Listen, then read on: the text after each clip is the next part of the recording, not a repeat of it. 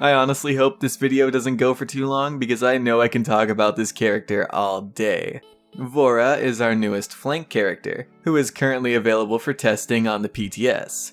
As far as when Vora comes out on the live client, take a look at your Rating Stars Battle Pass and look at the days remaining. This will either give you an exact time frame or one that is off by a day or two. Now, when the PTS went up, I hightailed it over to it and I played Vora for hours. Playing a single character for hours straight isn't really something I'm able to do with most characters, at least without getting bored. But with Vora, I never got bored. The only thing that really stopped me from playing her even more was knowing I would have to regrind the levels for her on the live client. Vora hits all of the spots for me. The character is basically perfect to me, and if they ever manage to make another character that I like more than her, I'll be genuinely appalled. Now I can go on and on about how much I love Vora, but let's go ahead and focus on her herself and talk about how she plays in-game. So I'll say right now, they decided to go into a very different direction with this flank. It's kinda bold, but I think it's done nearly perfectly. Evil Mojo Nico certainly has a gift when it comes to designing characters. First he designed Corvus's kit and now Vora's. So he's definitely 2 for 2 in my book, and I don't doubt he'll keep this role going in the future.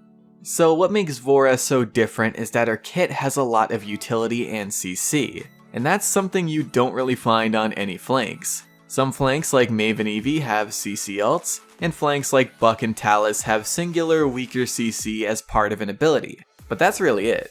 Vora has a slow, a knockback, a cripple, and even a silence on one of her talents, on top of her ult also being partly a stun and a silence. Alongside all this CC, Vora has a lot of self-sustain in her kit that can be increased through cards, and Vora can also have a lot of mobility with her double tendril talent. Now, sustain and mobility are both things that are common on flanks. The CC isn't though, and in order to balance this, something had to be a bit weaker, and that's her DPS. Many flanks do a lot of DPS in a short time. Vora really doesn't. Her base damage is low and has a dot tied to it, and there isn't really any sizable burst on her either. This all greatly limits her ability to duel certain characters. Vora isn't somebody like Andro. You don't take straight 1v1s with other duelists and come out on top if your mechanical skill is superior. It's a lot more tactical than that. Her skill ceiling is rather high, but that skill ceiling doesn't really come from mechanics. It mainly comes from your game sense. And I personally find players who master characters like this more impressive than characters who master mechanics. Vora can do a lot of things other flanks can't do, and using your kit to outplay or outsmart opponents is key if you want to win fights, since that's where your power is focused. That's how you get value out of her. Now, I've noticed a lot of players have been saying Vora is too weak, but I've also noticed that a lot of players think this because Vora doesn't do enough DPS to straight up duel things like other flanks. Players attempt to take 1v1s they're not supposed to, and they end up dying a lot because of it. This makes sense because again, we haven't had a flank like this before. The closest thing would probably be Koga. Koga isn't all that bursty with his SMGs. He mainly relies on outplaying and surviving with his abilities to be effective. Vora takes this idea a step forward though. Vora is very tactical. The character is designed to feel like a predator, and that's exactly what predators are like. They're tactical. The dots on your weapon let you see people around walls, or when they're in stealth, and because of this you can have all the information needed to pursue them properly if you decide to. Another part of her kit, Obliteration, will allow you to negate several powerful abilities with careful timing, while also hitting enemies back with a bit of damage. Leon's about to ult you? Obliterate on her when it's about to hit you. Makoa or Khan are looking to grab you? Obliterate. Grover wants to root you? Obliterate. Strix wants to flash you? Obliterate. And well, die in 2 quick hits at point blank range anyway because Strix is absurd, but this video isn't about him. No, we're focusing on a well-designed character today, folks. Obliteration can also be comboed with your Tendril or High Ground to allow you to dive bomb your enemies from areas they least expect. Her primary also has no reload and high range. Like, really high. It can go about 200 units, and that's pretty insane for a projectile that has no drop. So you can safely spam out good poke damage while you're waiting for an opportunity to take certain fights. And you'll want to do that a lot because predators don't really take fair fights. They outsmart their prey, and sometimes outsmarting them requires them being distracted or wounded, and then they take them out with quick tactical efficiency. Maybe you want to go for a support. You farm up some hits on their tank or DPS character to both get them to back off and to get full stacks of darkness. That way you can tendril in on the support, hit them once or twice, then hit them with your Dark Siphon since full stacks gives it a crippling effect, and suddenly that support can't run away from you, and you get the kill on them because they can't run away, and you already took the time to get their defender too weak to help them.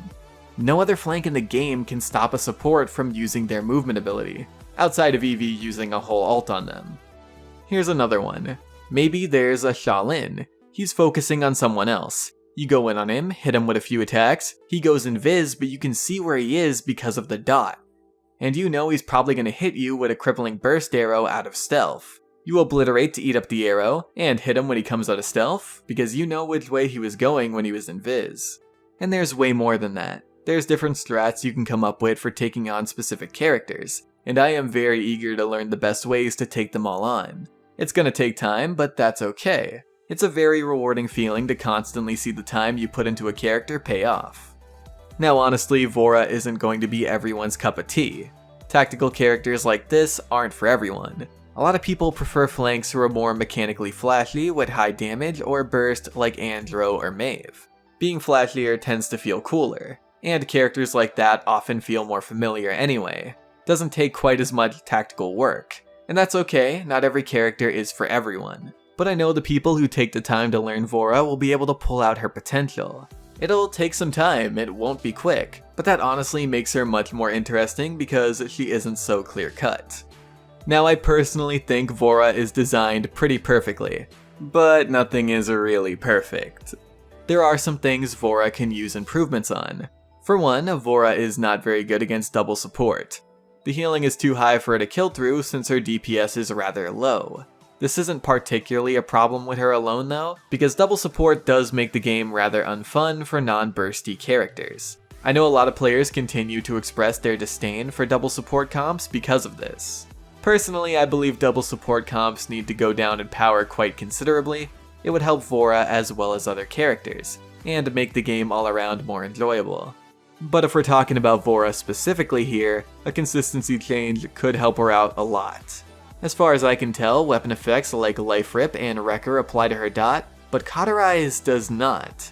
You can see that the Caut effects end when the dot does. The dot doesn't refresh Caut, or else it'd be going on for another second and a half when the dot ends. Cauterize being the only weapon effect that doesn't work with the dots is pretty inconsistent. Making it consistent would for one be good for consistency's sake, and 2, make her better into double support comps, since the longer Caut duration would make it easier for her damage to stick and to be meaningful. Whether they do that or something else, something really needs to happen to help Vora against double support comps, because they flat out ruin her enjoyment factor. And I don't know about you guys, but I feel like I'm fighting a double support comp every other game. Another big thing is her double tendril talent being the clear go-to. And the reason for this is because the base cooldown for Tendril is a whopping 14 seconds. That is massive for a flank's movement ability, especially when it's technically her only one. Her Silence talent would be a good pick into support comps too, since it'll stop them from getting heals off. But the base Tendril cooldown forces you to run double Tendril to compensate. So my recommendation would be reducing the base cooldown by 2 or 3 seconds. This would make it 12 or 11 seconds, and you can further reduce it by 3 more if you run the loadout card. However, I would keep the 14-second cooldown on the double Tendril talent because the cooldown does feel rather balanced with that talent. Nerfing her Tendril DR from 25 to 20% could also be an option to pair with this buff. Another thing is Vora having mid-air inaccuracy. It contradicts her design. Vora is of course designed to fly into the air, so mid-air inaccuracy really shouldn't be a thing. It's not like Vora does enough DPS to warrant it either. And that's basically it. Messing with those things would make her absolutely perfect. In my eyes at least. These opinions are of course subject to change as we get used to her more. Also, I know a lot of people have been saying to buff her DPS, but if you do that, you're going to break her. Again, it's what balances out all of that CC, and it's a big part of what makes her a tactical predator. Buffing her DPS would definitely break her and likely ruin her design intention. Now before we end this video, I do want to talk about her loadout cards a bit because I do feel like there's a lot of potential for several viable builds here.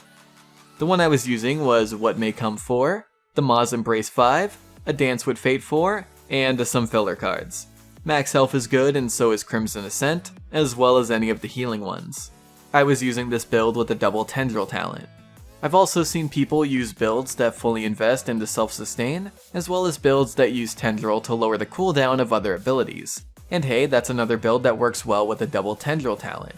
I definitely want to test several builds out and see what works during my Vora grind, but that's going to take a good amount of time. Feel free to let me know what kind of builds you guys came up with in the comments below. Vora is definitely a character I want to make a full-on how to play guide for after I get her to level 50 like I did with Koga. I think Vora's is a safe one to make because I don't really see her getting any big adjustments, cause those tend to make the guides pretty null and void. Rest in peace my how to play con guide. Anyway though, those are my thoughts on Vora. Feel free to leave yours in the comments below. And that's pretty much it guys, I want to thank you all for watching, I very much appreciate it, and I'm gonna see you guys laters. Bye!